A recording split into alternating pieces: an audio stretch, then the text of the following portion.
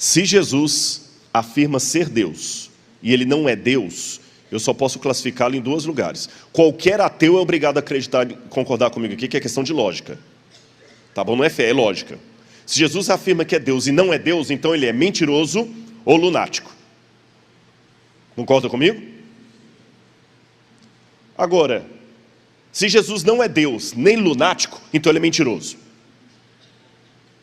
Agora, se ele for lunático, então ele não é mentiroso, mas também não é Deus.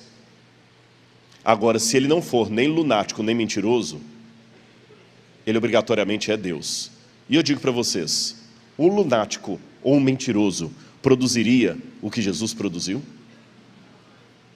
Transformaria vidas? Bertrand Russell, olha que interessante, Bertrand Russell é um dos paladinos do ateísmo e filósofo respeitadíssimo da Europa, já faleceu há muitos anos, e ele dizia o seguinte: historicamente a existência de Cristo, de Jesus, é duvidosa. Se ele realmente existiu, não sabemos nada, quase nada sobre ele, portanto não me preocupo com o aspecto histórico.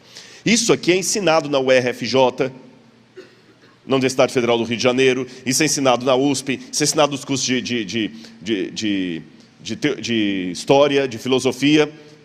E o próprio Bertrand Russell dizia: ora, Pitágoras foi, intelectualmente falando, um dos homens mais importantes e influentes da história. Pitágoras, e não Jesus Cristo, mereceria a atenção dos homens.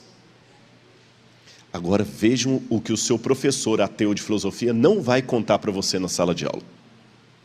E se tiver alguém estudando, pode perguntar ao professor isso aqui e fala que o pastor falou na sua igreja.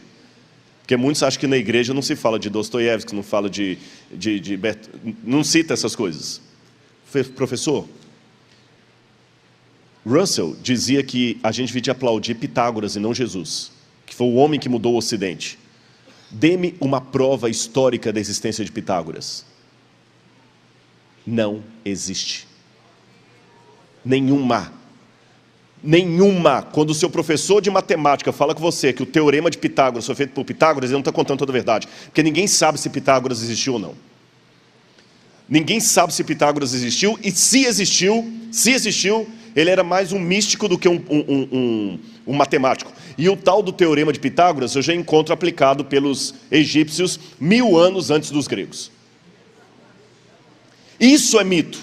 Agora, quando eu vou à história, Tácito, Suetônio, Plínio, o Talmude, Flávio Josefo, todos esses autores fora da Bíblia falam de Jesus Cristo. E eu não encontro um autor contemporâneo que fale de Pitágoras.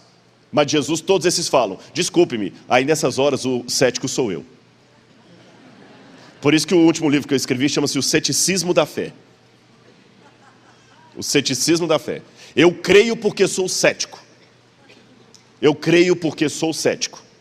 E esse homem é aplaudido na academia, eu estudei filosofia, eu sei o que estou falando, como um paladino do saber do intelectualismo. Vou dar para vocês algumas provas arqueológicas que Jesus existiu. Aqui está o pergaminho, com uma cópia. Esse pergaminho aqui é do século XI ou XII. É um pergaminho de Tácito. E aquela parte que eu sublinhei de azul lá, traz o que eu vou ler aqui. Tácito diz que nessa época, Nero apresentou como culpados aqueles que eram odiados por sua própria torpeza, a quem a população chama de cristãos.